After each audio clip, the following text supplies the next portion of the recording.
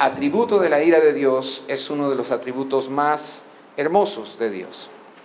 Para introducir, entonces voy a usar la frase conectora que veníamos usando entre un atributo y el otro cuando estábamos estudiando varios atributos un mismo domingo. Esta es la frase que nos va a ayudar a recordar de dónde venimos en los últimos domingos. Y si Dios es santo y fiel, ¿recuerdan? Atributo de la santidad de Dios, de la fidelidad de Dios. Y si Dios es santo y fiel, y esto no quiere decir que Él está aislado y que es indiferente a su creación, entonces Dios también es amor. ¿Cuántos dicen amén? Dios también es amor y es misericordioso y es justo y recto y le da a cada uno la recompensa que se merece. Él es infinitamente misericordioso cuando salva al pecador e infinitamente justo cuando condena al pecador. Debemos aceptar reverentemente también que el Dios que ama la justicia y la rectitud, entonces también tiene ira contra el pecado. Él detesta intensamente todo pecado. Luego Él se ocupa de mantener en alto su honor, haciendo todo lo que hace por amor a su nombre, para su gloria y para su honor. La ira de Dios es un atributo moral de Dios.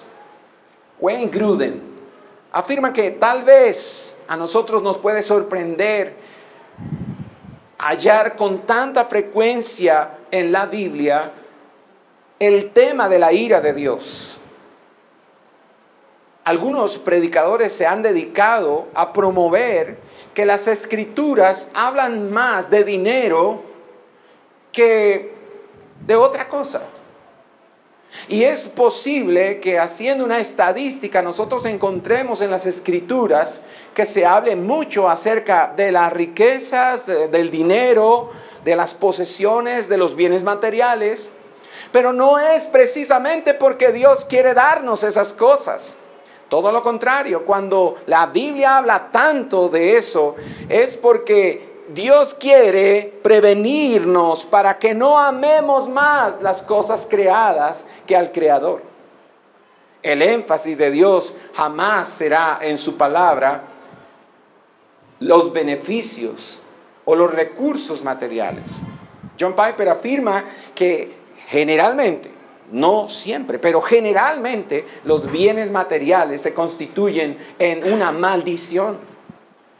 Los bienes materiales o el dinero, por ejemplo, o las riquezas sirven, hablando del tema del carácter, cuando se aborda el tema del carácter, los recursos o los bienes materiales sirven dándoselos a un individuo para revelar lo que hay en su corazón.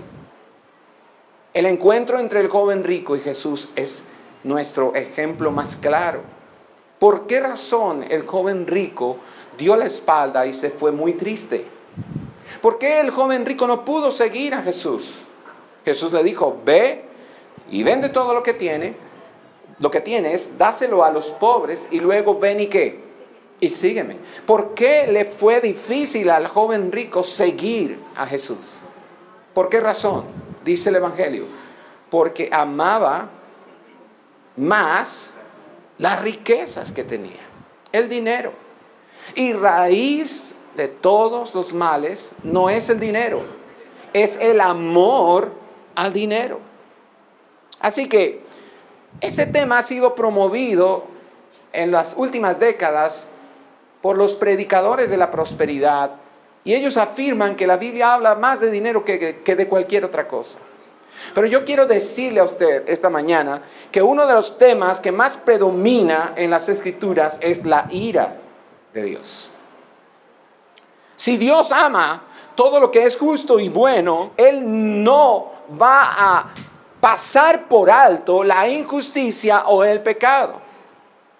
No debe entonces sorprendernos que Dios deteste todo lo que va en contra de su carácter moral. Y por esta razón es que una de las definiciones básicas, fundamentales del pecado, tiene que ver con el tema de hoy. el pecado es una ofensa contra Dios directamente.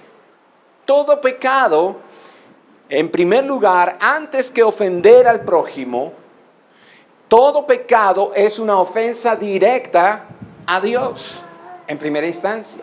Por eso es que el Padre Nuestro dice en una parte de la oración, modelo que Jesús comparte con sus discípulos, refiriéndose a este tema, el Padre Nuestro dice: perdónanos nuestras deudas, como nosotros también perdonamos a nuestros deudores, refiriéndose al pecado. Perdona nuestros pecados. En otras traducciones, habla de ofensas.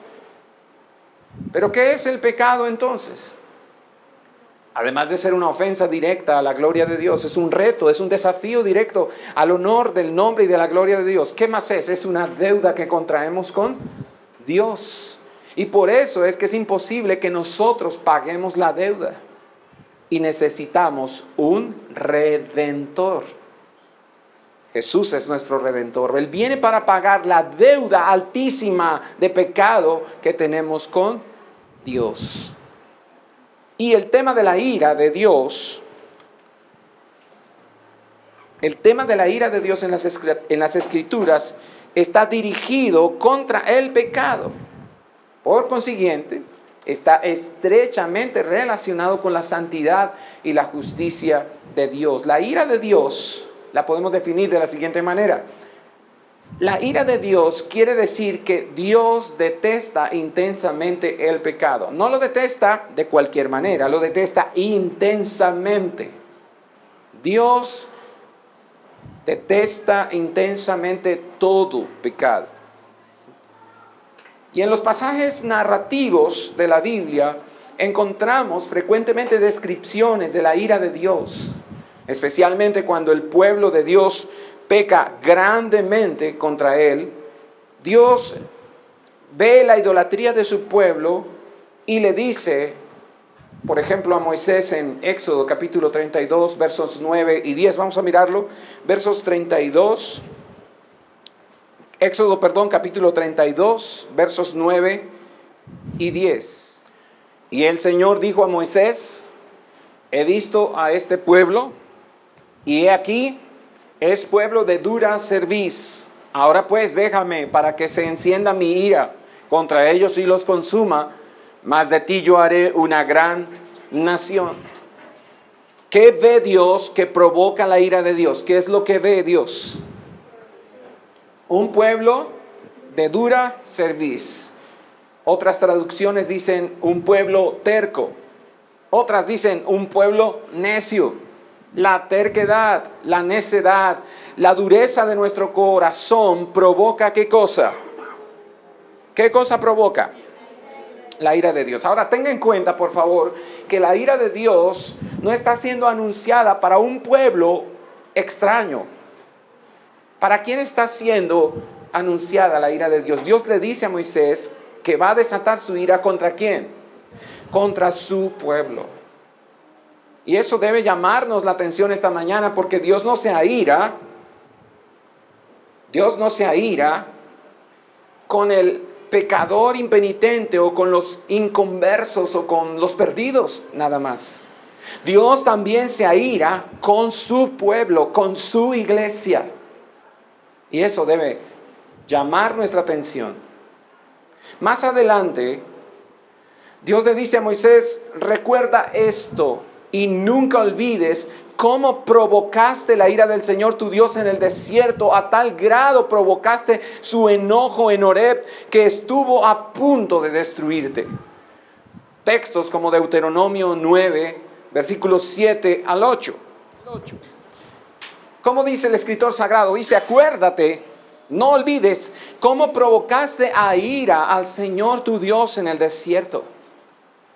Desde el día en que saliste de la tierra de Egipto hasta que llegasteis a este lugar, habéis sido rebeldes contra el Señor. Hasta en Horeb provocasteis ¿qué? A ira al Señor, y el Señor se enojó tanto contra vosotros que estuvo a punto de destruiros. Así que nosotros podemos provocar la ira de Dios con nuestra terquedad, necedad o desobediencia. Porque la característica de una persona salva es que está luchando contra el pecado. Una característica de un verdadero creyente es que batalla contra el pecado. ¿Qué enseñan los puritanos acerca de esto? Que una virtud, una característica de un verdadero creyente, de un creyente genuino, es que él está mortificando la carne. Como Pablo decía que él no daba golpes al aire, sino que él golpeaba su carne, él sometía su carne a disciplinas para que entonces no fuese descalificado luego de haber sido un heraldo para muchos. Luego de haber predicado el evangelio a muchos, venir a ser descalificado por causa de su falta de disciplina o de su indisciplina espiritual. Y este asunto de provocar la ira de Dios está muy relacionado, está estrechamente vinculado a la indisciplina espiritual de la iglesia. Cuando no oramos, cuando abandonamos el hábito de la oración, el hábito de la lectura de las Escrituras, de la meditación de la palabra de Dios, de la memorización de la palabra de Dios, de la adoración, del ayuno, cuando abandonamos estas prácticas, nosotros estamos más proclives a desobedecer a Dios.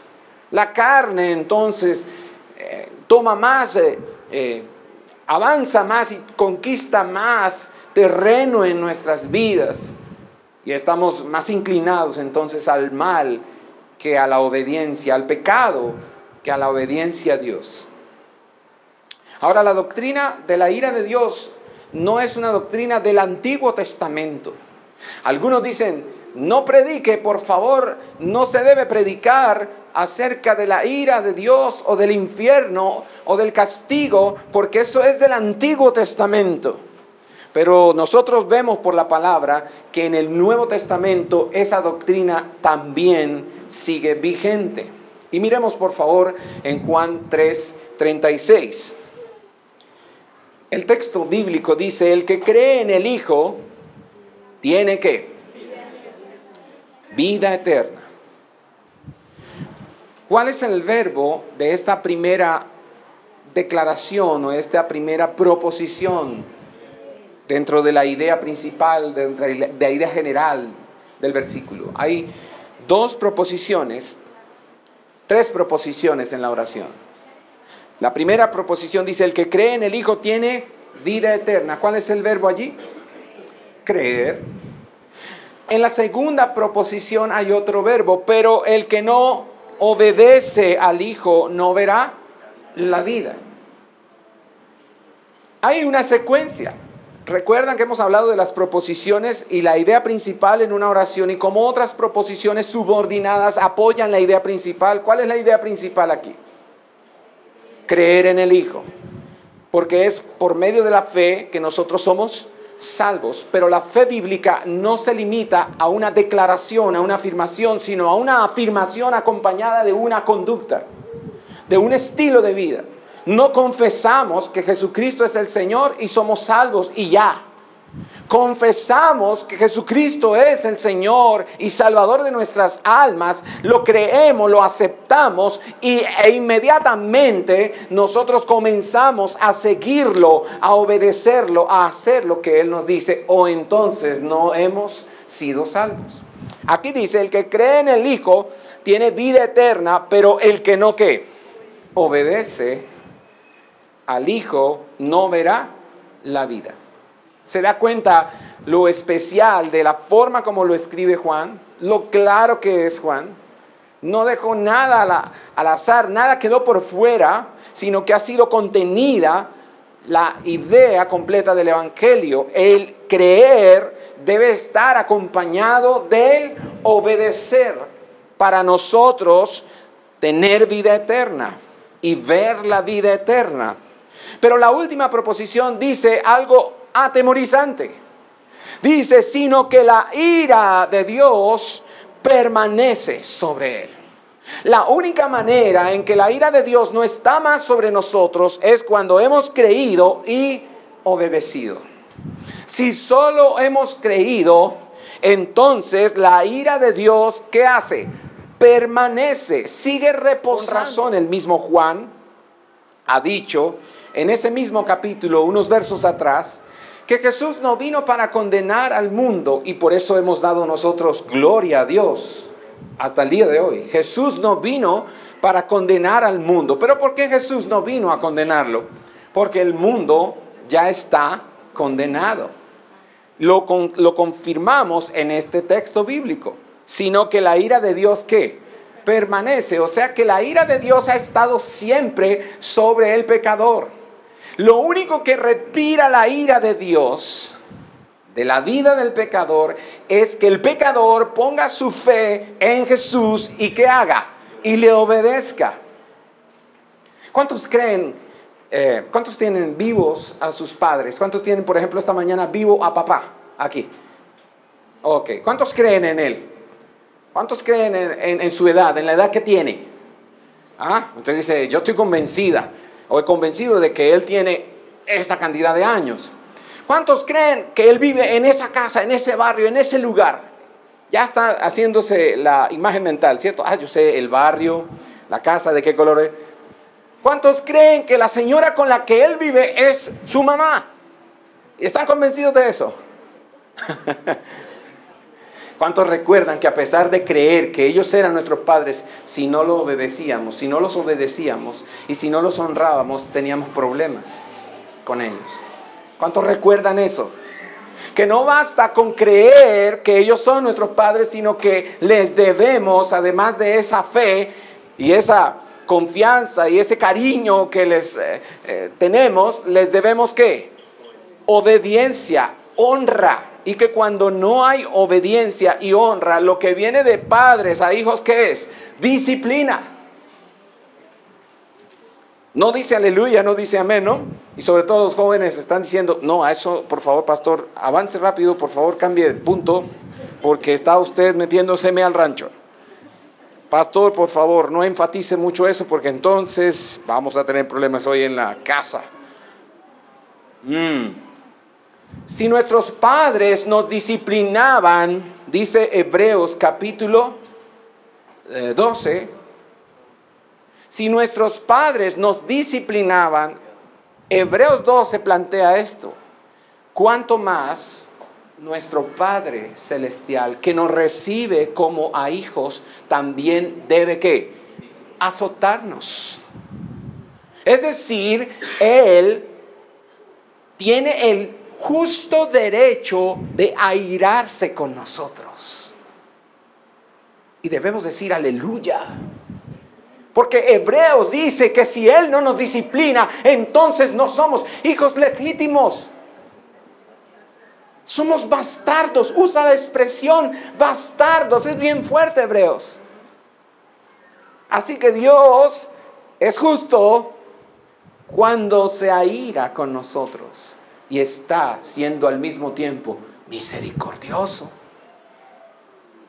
¡Qué maravilloso! Así que el que cree en el Hijo tiene vida eterna, pero el que no obedece al Hijo no verá la vida, sino que la ira de Dios permanece sobre él. Y estamos en el Nuevo Testamento. ¿Qué tal si miramos un par de textos bíblicos en el Nuevo Testamento? Romanos 1:18. Pablo dice, porque la ira de Dios, y esta es la justificación. Este es el texto de justificación más claro, más contundente en las Escrituras de por qué Dios se aira. Romanos 1:18. Porque la ira de Dios se revela desde el cielo contra toda ¿qué? Impiedad y ¿qué más? Injusticia de los hombres que con injusticia restringen la verdad. Cuando nosotros determinamos en nuestro corazón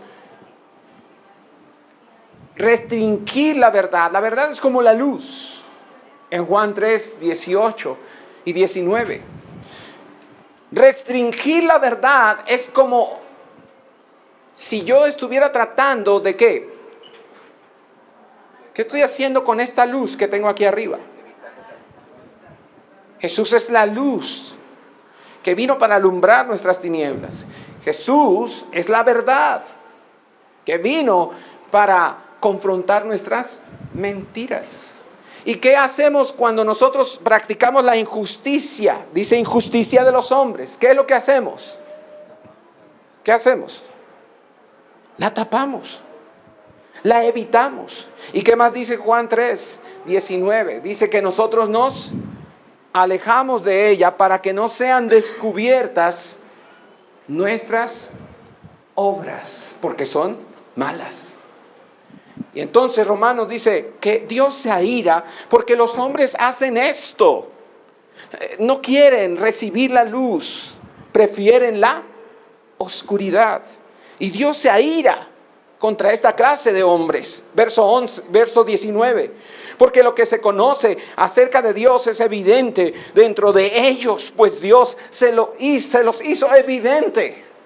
¿Dónde está el conocimiento de Dios que está dentro de los hombres que restringen con injusticia la verdad? ¿Dónde está ese conocimiento de Dios?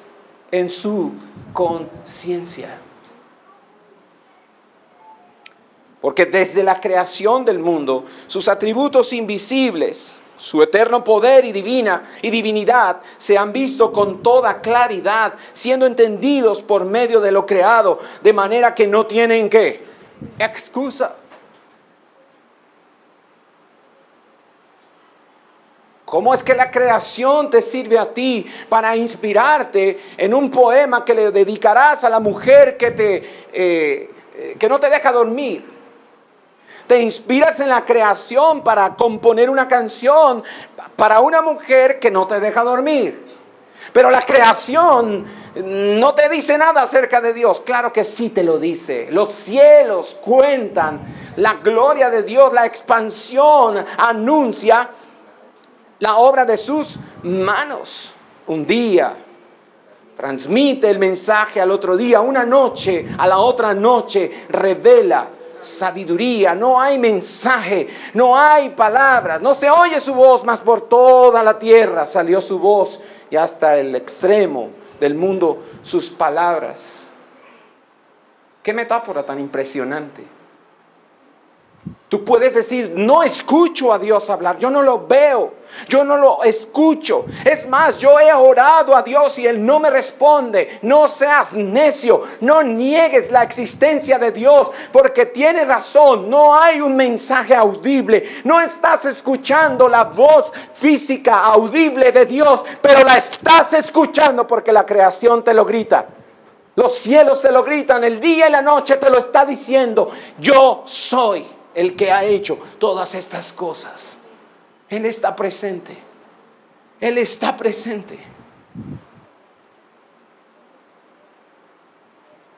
Por eso la ira de Dios es provocada por esta clase de hombres que restringen, quieren detener, quieren parar, quieren estorbar la luz, la verdad de Dios, no dejarla avanzar. Pero tengo malas noticias para esa clase de hombres. La verdad de Dios, la luz de Dios, la justicia de Dios no puede ser detenida. Dios no puede ser restringido. Dios nos restringe a nosotros.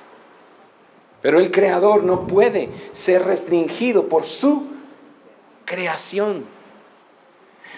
La vasija no puede discutir con el alfarero. La ira de Dios es un tema también muy claro y vigente en el Nuevo Testamento. Colosenses 3, 6. Como dice Pablo en esta porción. ¿Qué dice la Escritura? Pues la ira de Dios vendrá sobre los hijos ¿de qué? De desobediencia, por causa de estas cosas, en las cuales también vosotros anduvisteis en otro tiempo cuando vivíais en ella. ¿Qué se le parece eso? ¿Dónde hemos escuchado eso? Efesios capítulo 2. Andabais en otro tiempo. Éramos en otro tiempo, dice Pablo en Efesios, hijos de ira, como todos los demás. Y si en este tiempo, con la luz que ya hemos recibido, queremos persistir en la desobediencia pasada, ¿qué provocamos? Pues la ira de Dios vendrá sobre los hijos de desobediencia. ¿Qué nos provoca esta mañana este conocimiento del atributo de la ira de Dios? ¿Qué provoca en nuestro corazón? Yo le pregunto, ¿qué debe provocar? ¿Miedo o respeto? ¿Miedo o reverencia? ¿Ah? ¿Una libertad descuidada o una libertad prudente?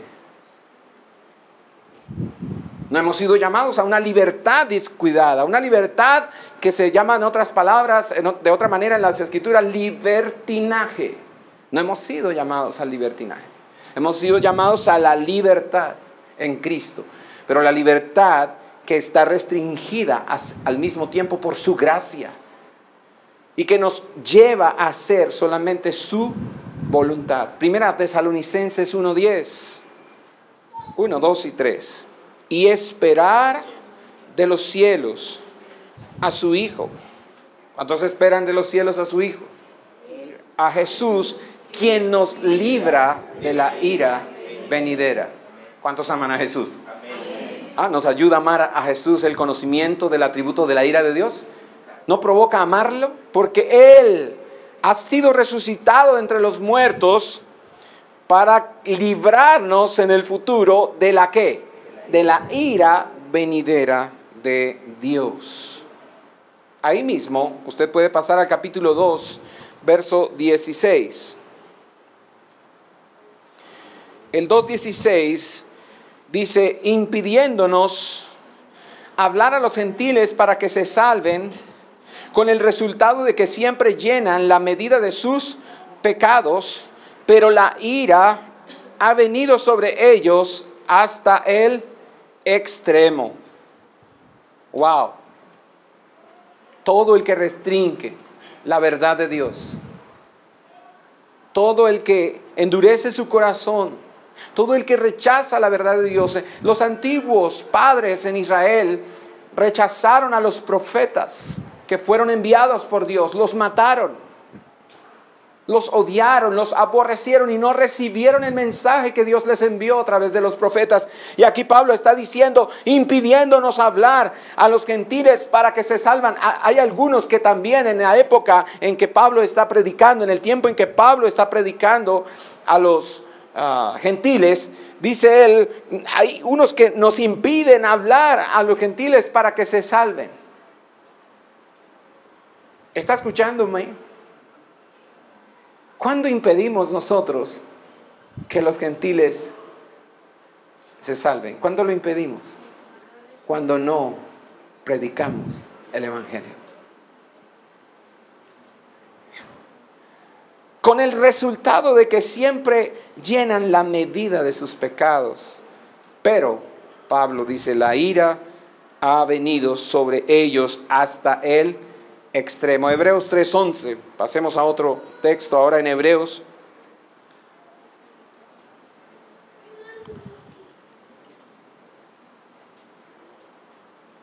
Quizá vamos a leer desde el 10, por favor. Hebreos 3, 10 y 11. Por lo cual me disgusté con aquella generación y dije, siempre se desvían en su corazón. ¿Se da cuenta que el problema está en el corazón? Que se endurece, que se obstina, que se llena de necedad, de terquedad, y en este caso dice se desvía. Por lo cual me disgusté con aquella generación y dije, siempre se desvían en su corazón y no han conocido ¿qué? Mis caminos, como juré, verso 11, en mi ira no entrarán en mi reposo. No entrarán en mi reposo. Apocalipsis Claro que tenemos que leer Apocalipsis porque Apocalipsis nos dice mucho acerca de este atributo de Dios. Apocalipsis 6, versículos 16 y 17. Juan escribe de la siguiente forma: y decían a los montes y a las peñas, caed sobre nosotros y escondednos de la presencia del que está sentado en el trono. ¿Y de qué? Ayúdeme por favor con esta lectura, que esto nos ayuda a abrir los ojos. La palabra de Dios nos abre los ojos. Escondednos de la presencia del que está sentado en el trono. ¿Y de qué cosa? Y de la ira del Cordero, porque ha llegado el gran día de la ira de ellos. ¿Y quién podrá sostenerse? Puede observar que Juan nos ayuda a ver desde acá, antes que suceda esto, que el Cordero vendrá, pero que la característica que lo describe en Apocalipsis en su segunda venida es ¿qué cosa? El atributo de su ira.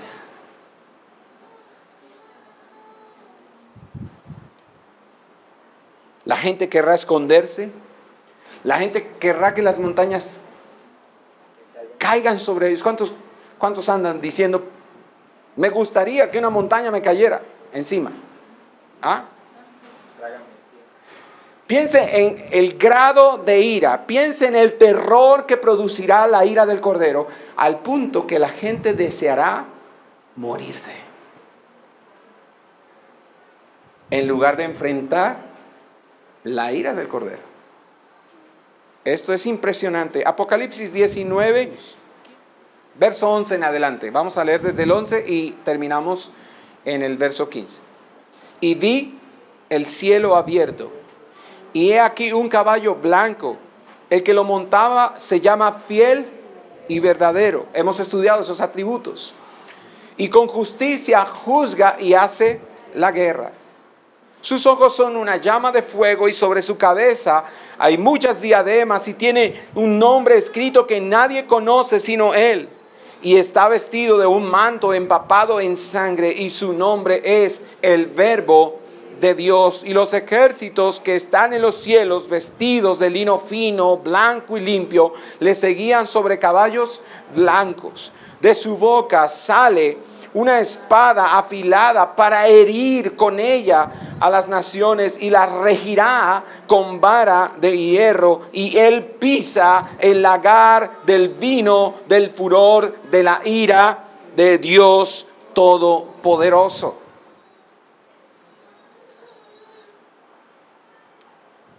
Lo interesante de Juan en Apocalipsis es que Juan nos revela al Cordero como un Cordero que tiene ¿qué? Ira, pero al mismo tiempo Juan nos deja ver que este Cordero, que este Santo Hijo de Dios es adorado en Apocalipsis, es glorificado. Todas las naciones se postran, todos los pueblos, todas las tribus se postran, lo adoran, todos reconocen que Él es digno de gloria, el que está sentado en el trono, el Cordero. Él merece la adoración, exaltación, glorificación. A Él le pertenecen la gloria, el poder, la riqueza, la sabiduría. Y ese es Apocalipsis, un texto que nos muestra al Cordero glorificado, pero también nos deja ver al Cordero que tiene ¿qué? Ira, un Dios airado.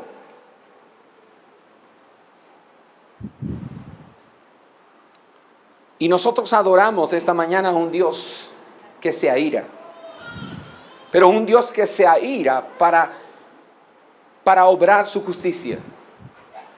La palabra de Dios dice que nosotros, cuando nos airamos, no obramos la justicia de Dios. Cuando nosotros entramos en ira, nosotros no actuamos con justicia. Pero la Escritura dice que cuando Dios obra con ira, Dios lo hace para mostrar su justicia. Entonces, como con los demás atributos, este es un atributo por el cual nosotros debemos agradecer y alabar a Dios. Tal vez no nos parece de inmediato como que debemos alabar a Dios porque Dios se aira, pero es claro que Dios se aira no como nosotros lo entendemos. La ira de Dios no es un concepto negativo. Si la vemos sola, nos parece negativo. Y solo despierta miedo. Y solo despierta rechazo. Sin embargo, es útil esta mañana que usted y yo nos preguntemos ¿qué sería si Dios fuera un Dios que no detesta el pecado? ¿Qué sucedería si Dios fuera un Dios que no detesta el pecado? Entonces, si la ira de Dios en lugar de ser un defecto es una virtud, es una gloria, es una excelencia de Dios, quiere decir que en la vida del cristiano es una virtud que se aire contra el pecado, que el creyente experimente el mismo aborrecimiento por el pecado que Dios. Si Dios no se airara, Dios sería un Dios que se deleitaría en el pecado. O por lo menos no le molestaría. Y ese Dios que no se molesta por el pecado, hipotéticamente hablando, porque no es así, porque nuestro Dios sí se aira. Pero si fuera un Dios que no se aira y que no le molesta el pecado, entonces sería un Dios que no es digno de ser adorado. Pero Él es digno de ser en gran manera alabado, en gran manera adorado, extravagantemente adorado, porque Él es santo, santo, santo, y es un Dios que se aira contra el pecado y también contra el pecador. Lo hemos visto en el libro de los Salmos. Así que el pecado es la causa que provoca la ira de Dios, la ira incontenible de Dios. Él detesta el pecado. Y es una virtud que usted y yo debemos cultivar. Debemos aprender a detestar el pecado como Dios lo detesta. Aborrecer el pecado como Dios lo aborrece. ¿Por qué se aira Dios? Porque conociendo la verdad, nosotros la restringimos. Es lo que dice Romanos. ¿Por qué se aira Dios? Porque conocemos la verdad. ¿Y qué hacemos? La ignoramos.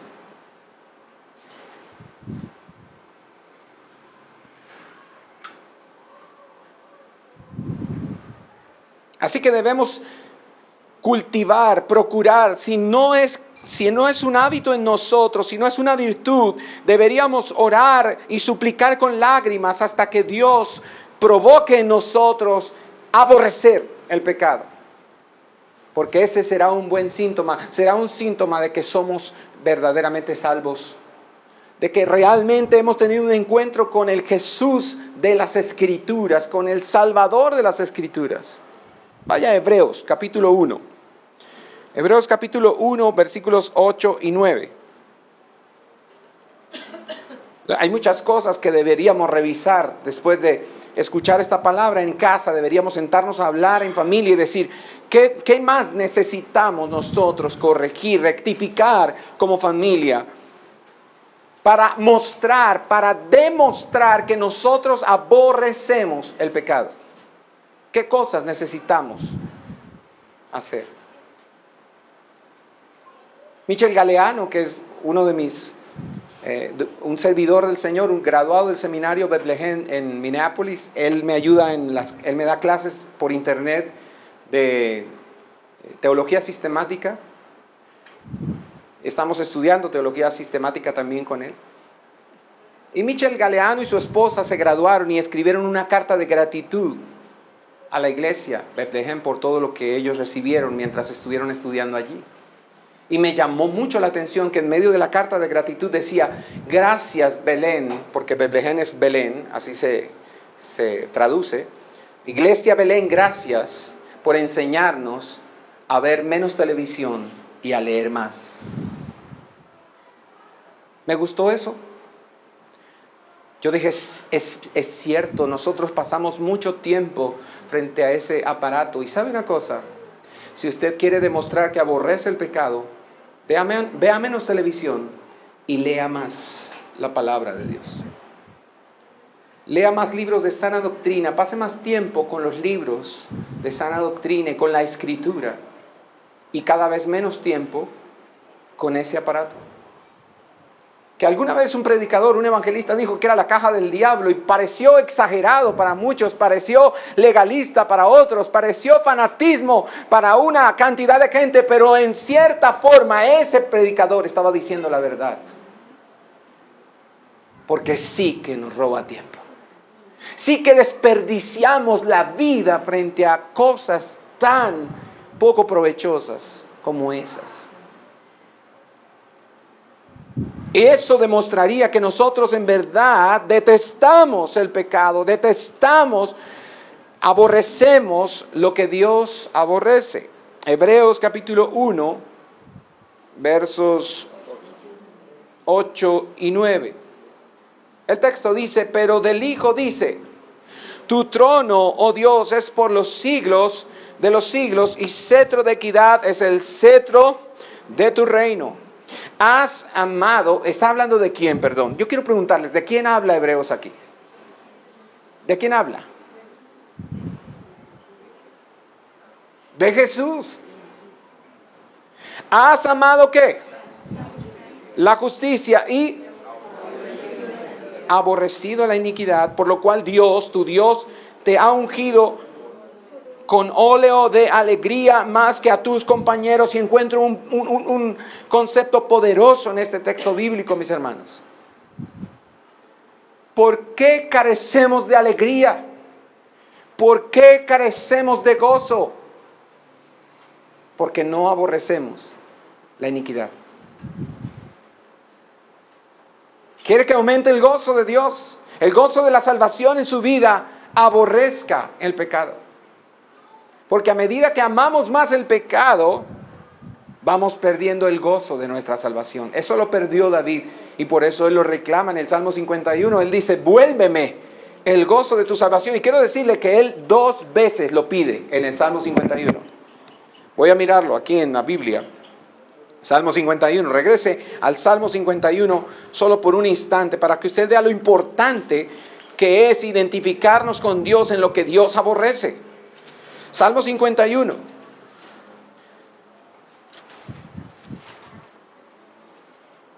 Versículo 8. ¿Cuál es el grito? ¿Cuál es la súplica ahí? ¿Cómo dice el salmista? Hazme ¿qué? Oír gozo y alegría, que se regocijen los huesos que has quebrantado.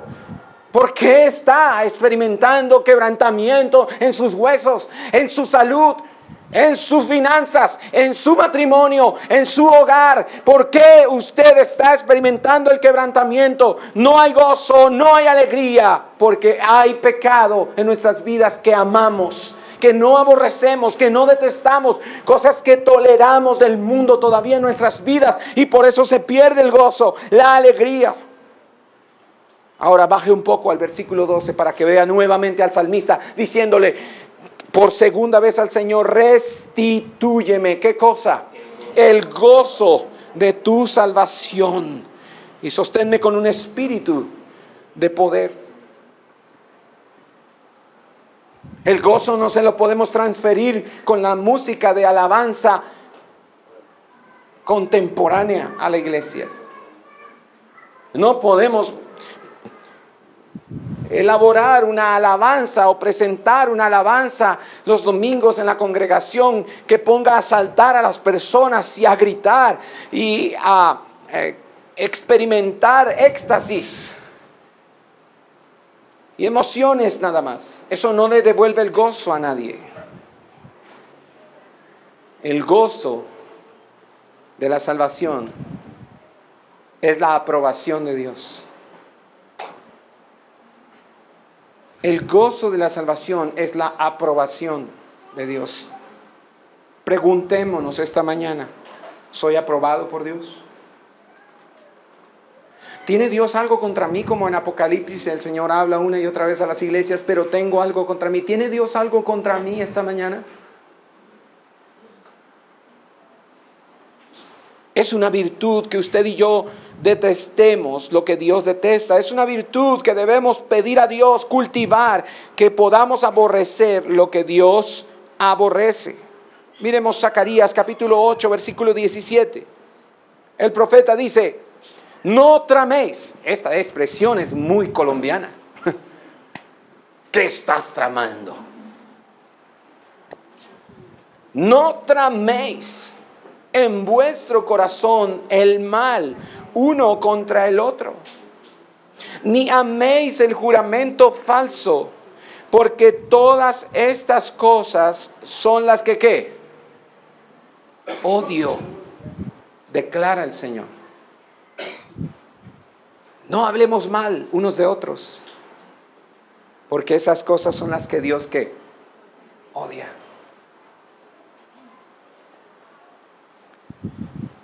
Sin embargo, frente a este conocimiento de la ira de Dios, no debemos tener miedo. No debemos tener miedo. Efesios capítulo 2, 3 nos dice por qué no debemos tener miedo. Efesios 2, 3 dice, porque aunque como los demás éramos por naturaleza objetos de la ira de Dios, los cuales también todos nosotros en otro tiempo vivíamos en las pasiones de nuestra carne, satisfaciendo los deseos de la carne y de la mente. ¿Y cómo está conjugado el verbo? El verbo ser, ahí está conjugado ¿en qué? En pasado. Dice que éramos por naturaleza hijos de ira, lo mismo que los demás. Usted puede alabar a Dios por eso. Éramos, no somos. Si fuéramos todavía, deberíamos tener miedo, pero no lo somos. Éramos, por naturaleza, hijos de ira. Pero gracias a lo que dice el primer versículo de ese capítulo, que dice el primer versículo, y Él os dio vida a vosotros, que estabais muertos en vuestros delitos y pecados, en los cuales anduvisteis en otro tiempo, según la corriente de este mundo, conforme al príncipe de la potestad del aire, el espíritu que ahora opera en los hijos de desobediencia. Ahora sí viene el que hemos leído, entre los cuales también todos nosotros en otro tiempo vivíamos en las pasiones de nuestra carne, satisfaciendo los deseos de la carne y de la mente, y éramos por naturaleza hijos de ira, lo mismo que los demás. Ahora lea el 4 con todas sus fuerzas. Acompáñeme, por favor. Pero Dios, ¿cuántos aman el pero? Deberíamos poner un resaltador allí, pero, y gritar ese pero con todas nuestras fuerzas. Pero Dios, hágalo conmigo. Pero Dios, que es rico en misericordia, por causa del gran amor con que nos amó, aun cuando estábamos muertos en nuestros delitos, nos dio vida juntamente con Cristo. Por gracia habéis sido salvados. Y gritamos amén, aleluya. No tememos la ira de Dios, porque hemos sido salvados por su gracia. Pero sabemos que Él se aira. Y recordamos al mismo tiempo que por su gran amor y su gracia y su misericordia nos salvó, y entonces nosotros vivimos un estilo de vida nuevo, diferente al de los demás, que corresponde a la gracia que hemos recibido. Cuando pensamos en la ira de Dios, debemos pensar que Él tiene una eterna, presente paciencia. ¿Cuándo se ha cansado Dios? ¿Cuándo se agotó Dios? Cuando Dios nos ha dicho, me llenaste la copa, me rebosaste la copa, ya no te soporto más. Él es paciente. Él es paciente. Salmo 103, versículos 8 y 9 nos ayudan para entender esa característica de la ira de Dios. Salmo 103, 8 y 9. El salmista dice, compasivo y clemente es el Señor, lento para la ira y grande en misericordia. No contenderá con nosotros para siempre, ni para siempre guardará su enojo. No nos ha tratado según nuestros pecados, ni nos ha pagado conforme a nuestras iniquidades. Porque como están de altos los cielos sobre la tierra, así es de grande su misericordia para los que le temen. Como está de lejos el oriente del occidente, así alejó de nosotros nuestras transgresiones. Ayúdeme con este verso. Como un padre se compadece de sus hijos, así se compadece el Señor de los que le temen. Aleluya. Su paciencia, la demora de Dios en ejecutar su ira. Él la demora, Él la detiene, Él se aguanta, Él espera en la ejecución de su ira por causa de su paciencia. Romanos 2:4.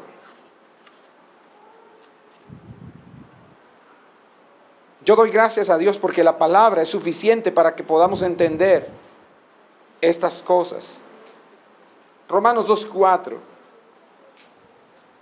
¿O tienes en poco las riquezas de su bondad, tolerancia y qué? Y paciencia, ignorando que la bondad de Dios te guía al arrepentimiento. Así que cuando pensemos en la ira de Dios que vendrá, debemos simultáneamente estar agradecidos por su paciencia al esperar para ejecutar esa ira, a fin de que más personas puedan salvarse, como dice 2 de Pedro 3, 9 y 10. 2 de Pedro 3, 9 y 10. Dice, el Señor no tarda en cumplir su promesa, según entienden algunos, la tardanza o por tardanza. Más bien, Él tiene paciencia con ustedes, porque no quiere que nadie perezca, sino que todos se arrepientan. Pero el día del Señor vendrá como un ladrón. En aquel día los cielos desaparecerán con un estruendo espantoso. Los elementos serán destruidos por el fuego y la tierra, con todo lo que hay en ella, será quemada. Pero al comienzo Pedro está diciendo que el Señor no tarda en cumplir su promesa, según algunos entienden, por tardanza, que más bien lo que está haciendo Dios es ser paciente con ustedes. Dios es paciente conmigo. Y esto debe provocar mi obediencia. Este conocimiento debe animarme, estimularnos a obedecer a Dios, no a demorarnos en obedecer. ¿Qué es lo que pasa en casa cuando muchas veces damos una instrucción a nuestros hijos? ¿Qué hacen ellos? Se demoran en obedecer. Y obediencia retrasada no es otra cosa que desobediencia. ¿Y qué produce la obediencia con retraso? ¿Qué produce en nosotros como padres? Ira. ¿De qué nos habla la ira? Cuando sentimos esa ira por la desobediencia de nuestros hijos. ¿Qué nos debe recordar a nosotros como papás? Que tenemos un padre que también se aira y que Él no descarga de una vez el correazo. Él no agarra y enseguida cae con una vara, sino que es que paciente con ustedes, porque no quiere que nadie que perezca, sino que todos se arrepientan. ¿Qué debe provocar entonces este conocimiento esta mañana en nosotros? Arrepentimiento. Debemos salir para nuestras casas, vamos a tener un tiempo de compartir y vamos a orar por eso ahora, pero al regresar a casa, no dejemos que se acabe el día sin haber hecho en familia, sin haber tenido un tiempo en familia de arrepentimiento, de pedir perdón, de confesar que nos hemos demorado en obedecer, que no queremos obedecer inmediatamente y que sabemos que lo estamos haciendo, que no nos vamos a excusar diciendo no sé por qué lo hice, yo sé por qué lo hago. La ira de Dios está también relacionada estrechamente con la evangelización. La ira de Dios debería motivarnos a la evangelización y debería hacernos estar agradecidos de que Dios finalmente castigará toda maldad y reinará sobre nuevos cielos y una nueva tierra en los cuales no habrá ninguna injusticia. La ira de Dios debe provocar el evangelismo, debe ayudar a una iglesia a evangelizar, porque entonces nosotros, conociendo este atributo de Dios, nosotros queremos avisarles a los perdidos, les queremos anunciar, les queremos informar de manera diligente, urgente, que hay una segunda venida de Cristo, pero esa venida será con ira. No habrá misericordia allí. No habrá una segunda oportunidad allí. Solo habrá ira. Ira santa. Justicia de Dios sobre los pecadores. Y también para los redimidos.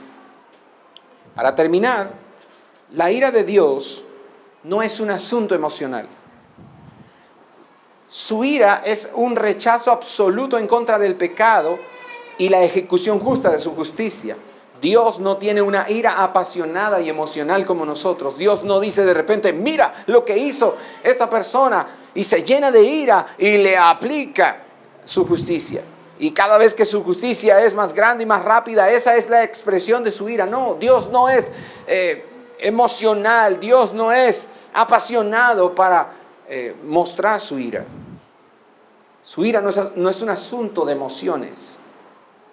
En el libro de Apocalipsis se nos dice que la ira de Dios es el desbordamiento de su justicia. Aunque no esperamos ver a Dios en el tiempo de la tribulación desbordado de ira, sino que Dios dice que se acabó el tiempo y esa es su ira. Y cuando se acabe el tiempo, lo único que sigue es la ira de Dios.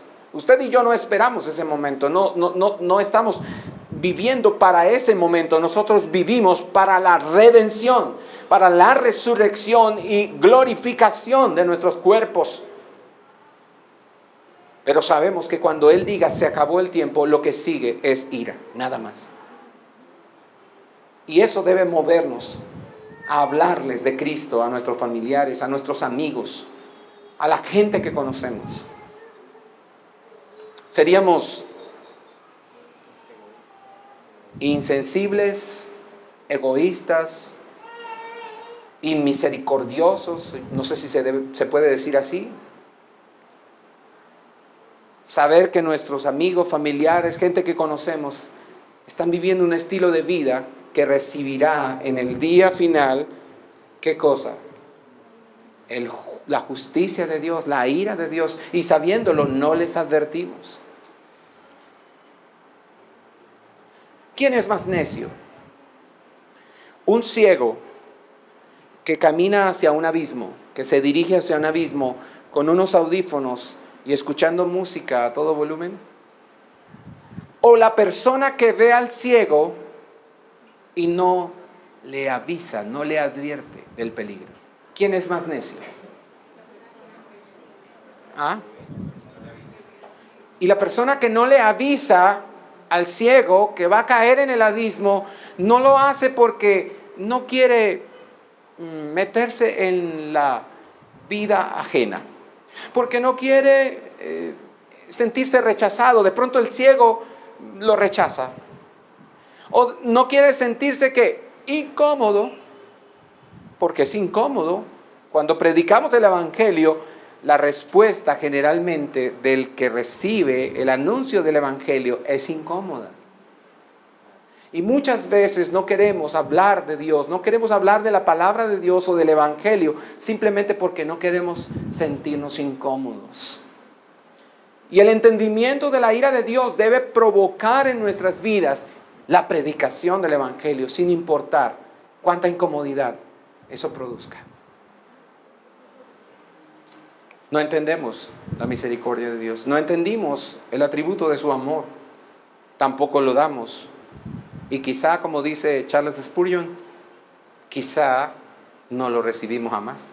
Porque si usted no predica el evangelio, él dice, muy seguramente usted no es salvo. No podemos, entonces, pensar que la ira de Dios es un asunto de emociones de Dios. Entonces, como Dios odia el pecado y al mismo tiempo se alegra de un pecador en otro lugar que se está convirtiendo, porque es así. La palabra dice que Dios se alegra, se regocija. Hay una fiesta en los cielos cuando un pecador se arrepiente, pero al mismo tiempo que Dios experimenta esa alegría y en los cielos hay una gran fiesta por la redención de uno, al mismo tiempo Dios tiene una tristeza, una ira por causa de los hombres que restringen con injusticia la verdad. Así que la ira es la aplicación de su justicia y al mismo tiempo de su amor. Es el desbordamiento de sus bendiciones, siendo Él siempre justo y siempre misericordioso. Como ya lo hemos visto en Romanos capítulo 1, verso 18, porque la ira de Dios se revela desde el cielo contra toda impiedad e injusticia de los hombres que con injusticia restringen la verdad. Todo aquel que conoce la verdad y no la enseña, no la predica, está suprimiendo la verdad. Todo aquel que conoce la verdad y no la enseña, no la predica, está suprimiendo, restringiendo la verdad. Y Dios se aira con esas personas.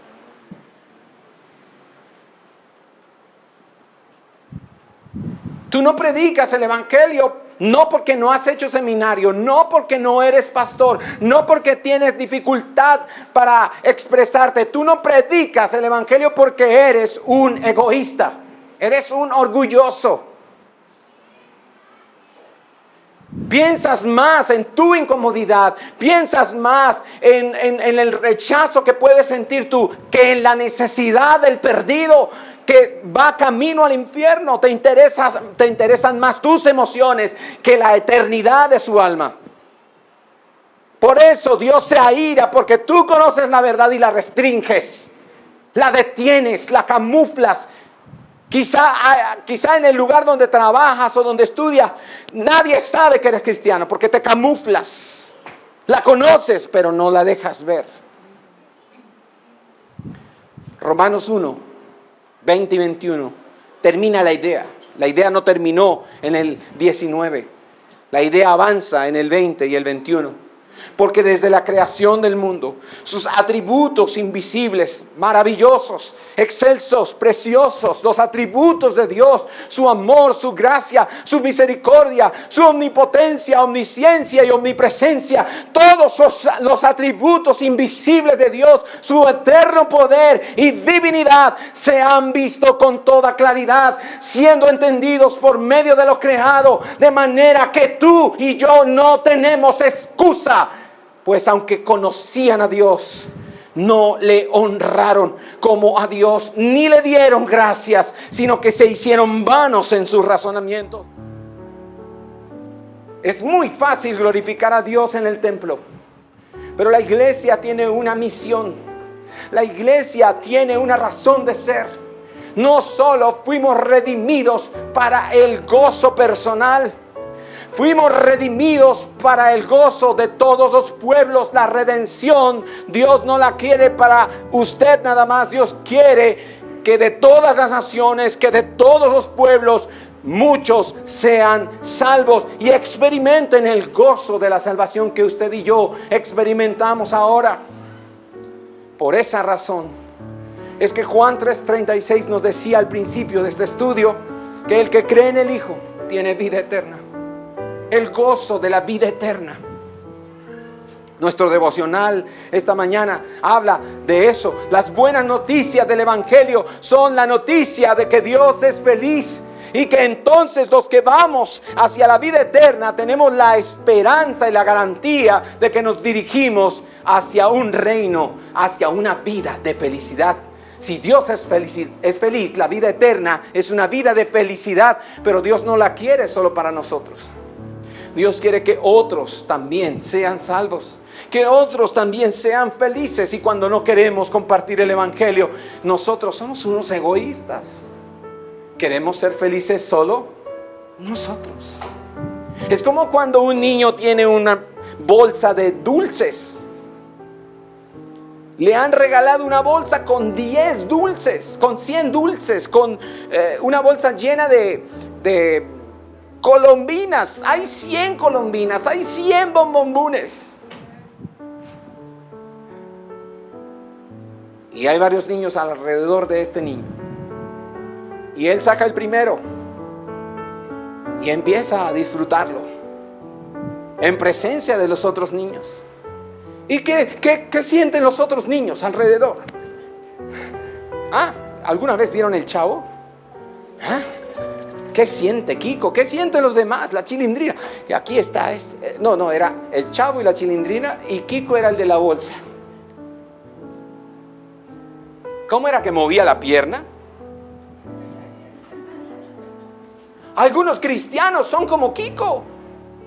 Mueven la pierna, agitan su pelota o su bolsa llena de dulces y le dicen a los perdidos: ¿qué tal?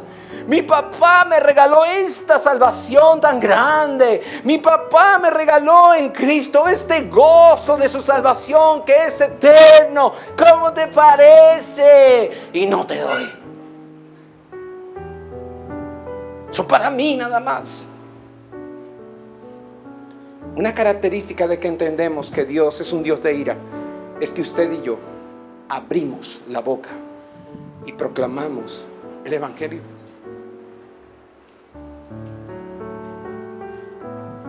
Quiero leer un poema para terminar. Es de Francisco Rodríguez Zapata y dice así: no hay más que tú. La tierra, el firmamento, el sol que en anchos mares reverbera, son como el hombre y la creación entera, ráfagas fugitivas de tu aliento. De la nada se alzaron a tu acento 1000 mundos, y publicando en su carrera que otros 1000 y otros 1000 formar pudiera una palabra tuya, un pensamiento.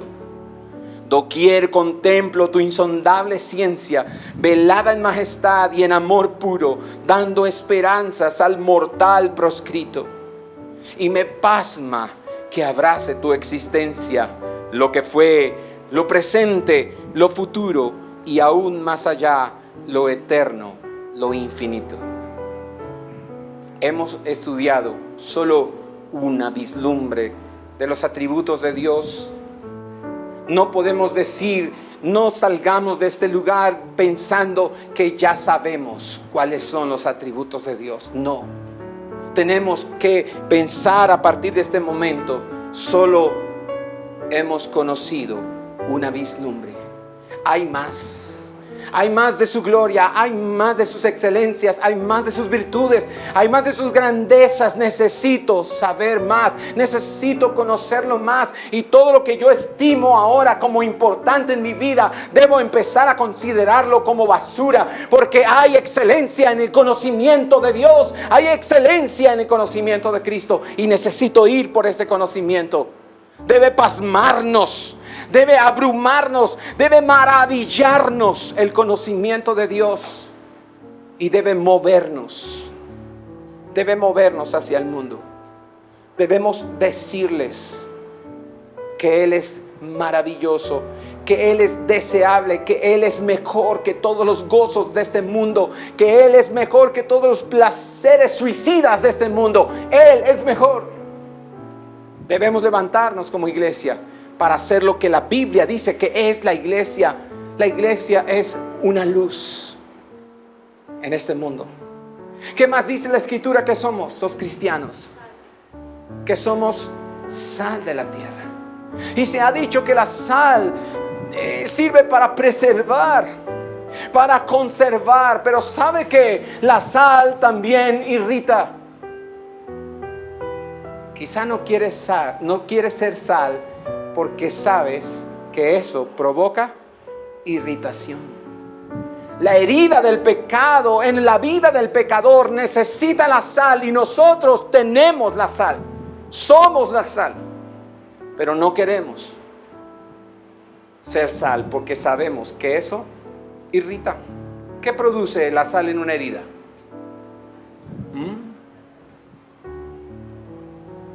Eso se llama ser convenientes.